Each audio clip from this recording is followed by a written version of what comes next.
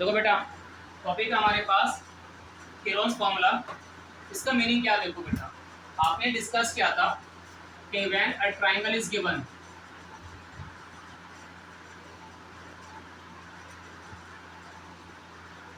तो triangle ABC को मैंने आपसे ये कहा कि if in triangle ABC if B 90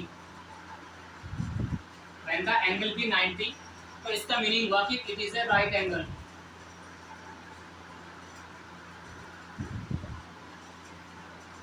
right angle triangle. तो आपने ये कहा था कि राइट एंगल का जो हम एरिया फाइंड करें, अगर बाय द वे, तो मैंने कहा area of this triangle it's very simple, 1/2 into base और इंटू हाइट। तो इसका एरिया निकालना बहुत ही आसान है, 1/2 बेस इंटू हाइट। अब तुमने क्या लिखा इसके बारे में, इन केस अगर ट्रायंगल हमारे पास राइट नहीं है तब हम कैसे फाइंड करेंगे इसका एरिया।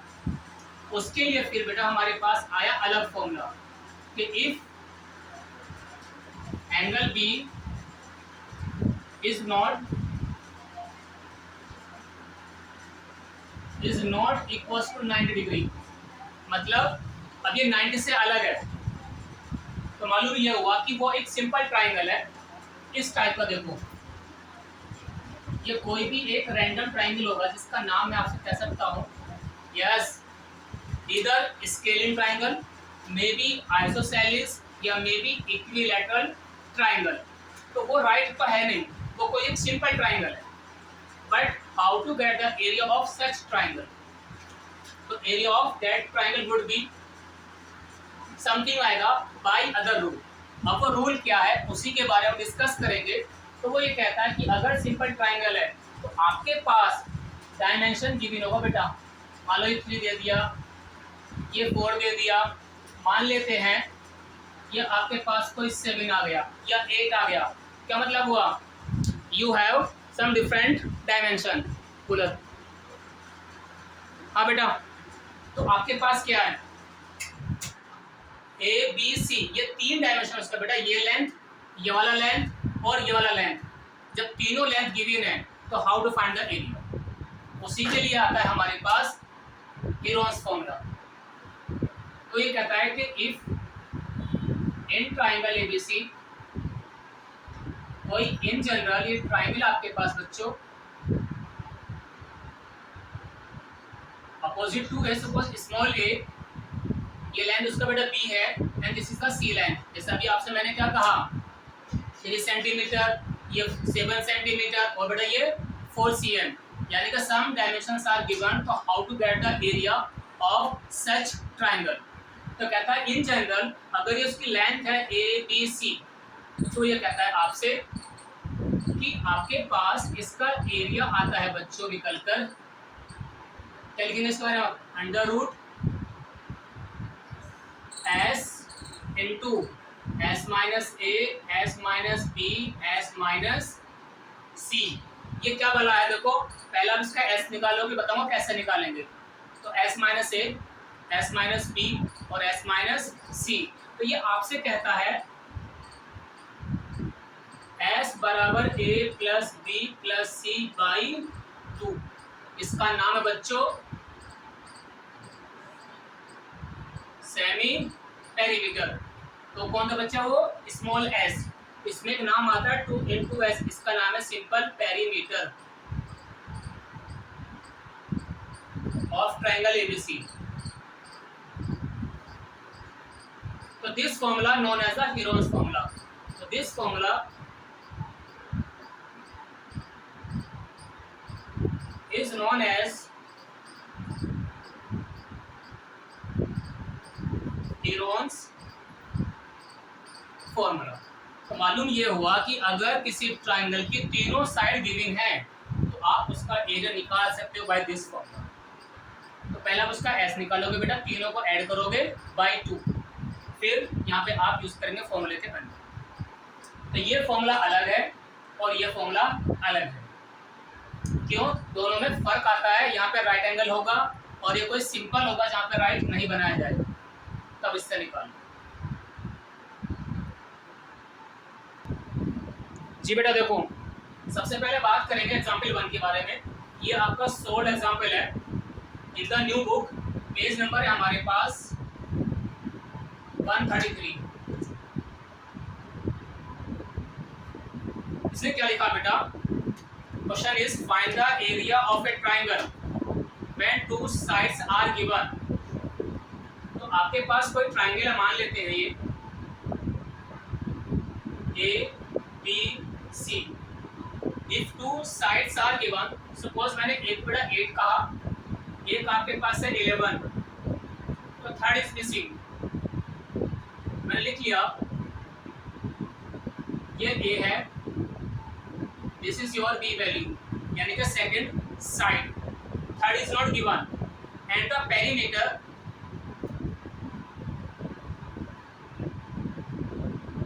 उसको मैंने कहा था 2s।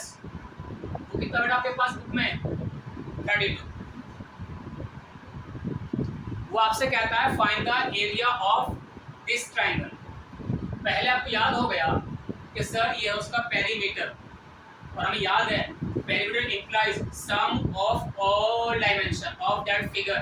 ट्राइंगल है तो तीनों का सम करूंगा, क्वाड्रिलेटरल है चारों का सम करूंगा, यानी कि एनी फिगर इज गिवन तो just find the sum of all dimension. देखो जब ट्राइंगल है, मैंने आपसे कहा इसे मान लो सी वैल्यू, तो मैंने कहा था perimeter sum of all side. मुझे मालूम हुआ this value is 32, A plus B plus C. बेटा ए का वैल्यू 8, बी का वैल्यू 11, सही है? दोनों को ऐड कर लो।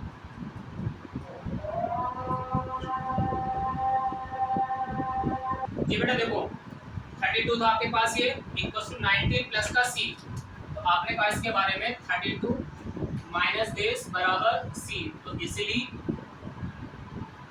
This minus 19 how much? Value of C is 13। तो ए तो 8 है, बी आपके पास 11 था। With the help of perimeter आपने क्या फाइंड करा बेटा? सी का वैल्यू कितना है आपके पास? 13। तो ए बी सी आने के बाद यू नीड एस। तुम्हें याद होता था एस इज द पी का आधा। मेरे पास पी कितना बेटा? 32। तो जब पी गिवन होता है तो उसका एस का बदल है हाफ। कितना होगा बेटा ये? 16। तो आपके पास क्या था ये देखो, अगर कहीं पे पी गिवन होता था 2s, s निकालना है तो उसे हाफ कर दो। तो हमें ये निकालना a प्लस बी प्लस सी को आप लिखना ही मत, क्योंकि आपको याद है जब p आता है पहले से गिवन है तो s बराबर p का हाफ। तो s आ गया। नाउ यूजिंग हीरोन्स फॉर्मूला,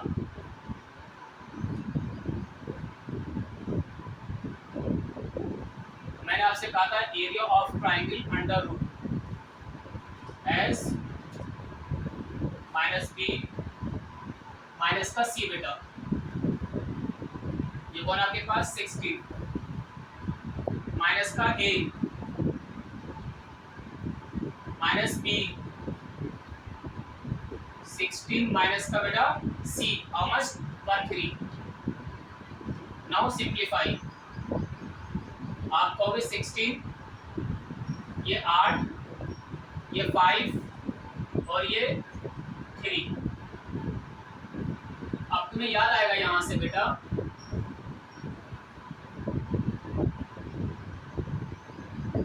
ये 2 इंटू इसे कर लो आप 8, ये 8 फिक्स है बेटा, ये 5 है और ये 3 है। क्या मतलब हुआ? मैंने 16 को दो तरह से लिखा, 2 इंटू 8। इस वाले 8 को मैंने ऐसे ही छोड़ दिया, इस वाले 5 को यहाँ लिखा, 3 को मैंने यहाँ लिखा। डन। अब आपके पास जब रूट होता है तो देखो इस चैप्टर में रूट की स्टोरी आती मेन। आपको मालूम होना चाहिए कि अंडर रूट का मतलब क्या है।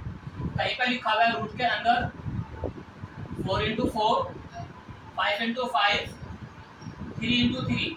आप बड़े आराम से कहेंगे जब दो नंबर एक जैसे होते हैं उसको एक बार लिखते हैं बाहर, यहाँ से 5 बाहर, यहाँ से 3। नाउ मल्टीप्लाई, कितना मिला आपको? 16। मान लेते हैं एक नंबर और मिलता है कोई,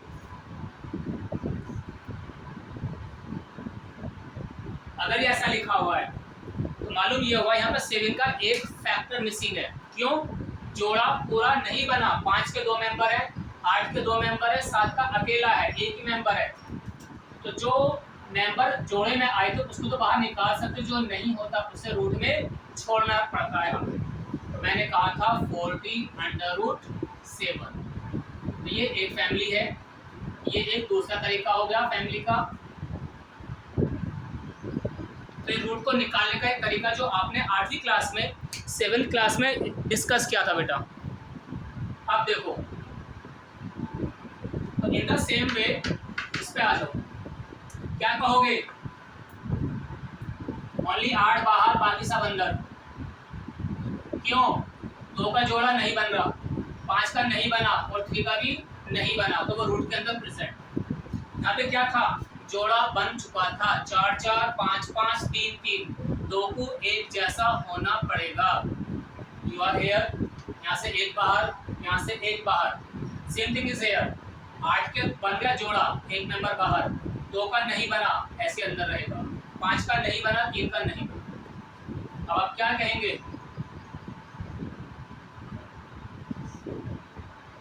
this is the answer of this part. तो आंसर इज, तो एरिया ऑफ दिस ट्रायंगल 8√30। ये दो तरीके थे ताकि आपको रूट निकालना आ जाए। इस टाइप से किया। जी बेटा, देखो बात करते हैं नेक्स्ट एक्सरसाइज, नेक्स्ट एग्जांपल। आपका ये है सोल्ड एग्जांपल। पेज नंबर है आपके पास न्यू बुक में 134 पे। If the side of a triangle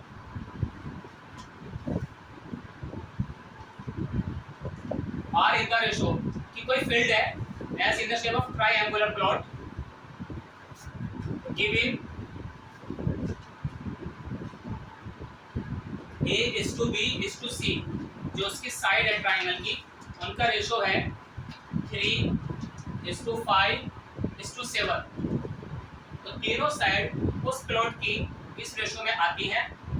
and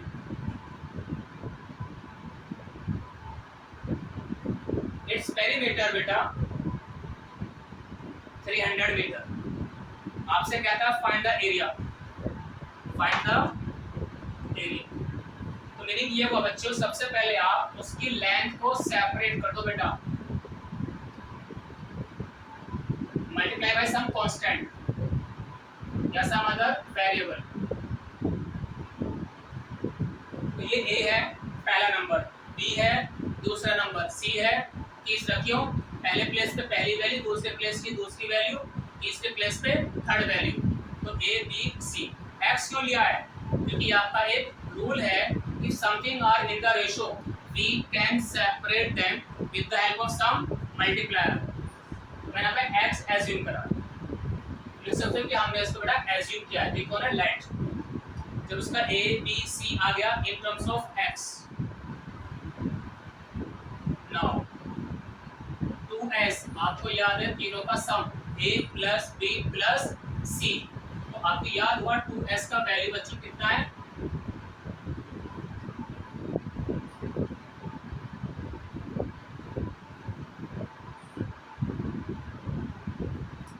जब इसको आप ऐड करोगे 3 और 5 8, 8 + 7 15x आया। तो यहाँ से आप इजीली कह सकते हो बच्चों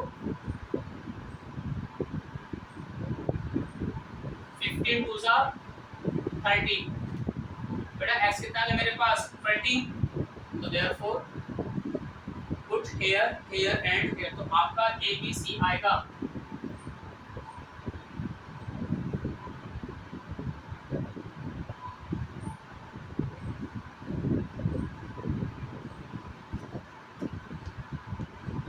या इसका बेटा ए बी सी।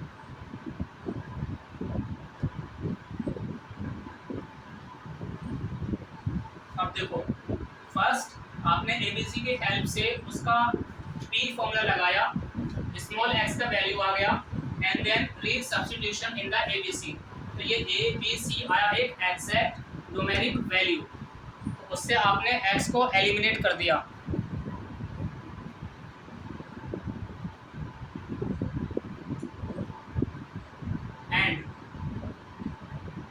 आपने कहा था जब किसी का पी गिवन होता है उसका हम बड़े आराम से एस निकालेंगे, पी का आधा। ठीक है, मेरे पास एस कौन आ गया बच्चों 150, तो ये उसका ए है, ये बी है, ये सी है और इसका एस है बेटा। नाउ एरिया ऑफ ट्राइंगल आपने कहा S minus B minus C, S minus A, S minus B, S minus C. आपको याद है उसकी वैल्यूज, तो just substitute the values of A B C and S. ये तो आपका हेरोन्स फॉर्मूला बेटा, 150 माइनस ए माइनस बी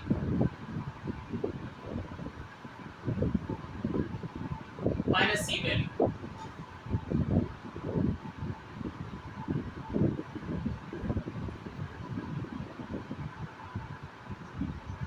ये 10 आएगा, सही है। तो पहले आपने बेटा इसको 1 by 1 माइनस कर लिया। Now in each number 0 is there, यहाँ भी 0 है, यहाँ भी 0 है, यहाँ भी 0 है। तो फायदा ये हुआ 15 टेंजा, 9 टेंजा, 5 टेंजा और ये इंटू 10 है। क्या फायदा हुआ, मुझे सबकी 0 को सेपरेट करने से आसानी हो जाएगी। अब आप क्या कहते हो इसके बारे में, देखो एक 10 फिर दूसरा ये थर्ड और ये फोर्थ। तो बेटा ये रहा, ये फर्स्ट है, सेकंड, थर्ड एंड फोर्थ। तो 4 बार 10 आया, मैंने लिख दिया। 15 क्या बोलेंगे इसके बारे में आप, 5 3 सा, इसके बारे में आ जाओ, 3 3 सा और इंटू 5। तो यू कैन से इन दो में से तो एक 10 बाहर, इनमें से 1 10 बाहर, इस 3 में से एक बाहर और 5 एक बाहर, एक अकेले 3 बचेगा। क्यों, 1 2 3, तो 2 में से तो 1 3 बाहर आ जाएगा बच्चों, और यहाँ से एक 5 बाहर आ जाएगा। फिर कंप्लीट जोड़ा बन चुका है। तो 10 10 100,